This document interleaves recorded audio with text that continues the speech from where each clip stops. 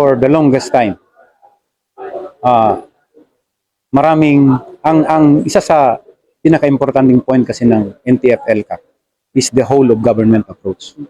For a time, medyo lonely war kami kasi kami yung nakakita ng mga hinanakit sa gobyerno.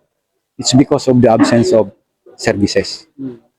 Nung nagawa na yung NTF-ELCAC, na nagkaroon na tayo ng whole of government, whole of nation approach, ang lahat ng agency ng gobyerno ay nagkikiparticipate na. Lahat ay nakadefine na kung ano yung trabaho ng kada isa. It will be parang unfair na pagkatapos natin maabot kung ano yung peaceful na situation natin ngayon, kitaan nyo na wala nang mga guerrilla fronts ng NPA at ang ating mga other brother na terrorist inclined noon ay nasa atin na ngayon. Hindi dapat magkumpiyansa ang gobyerno na porque wala na ay puwagin. Kasi iyan actually ay isa sa mga instruments na mas lalo pang magiging peaceful at mas lalo maging progressive ang ating bayan pagka na-maintain natin yung NTF-ELCAC na function.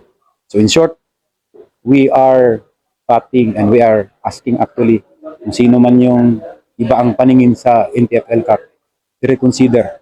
Because kung ano man yung peace and development na natamasa natin ngayon, ang laking bagay ng NTF-ELCAC.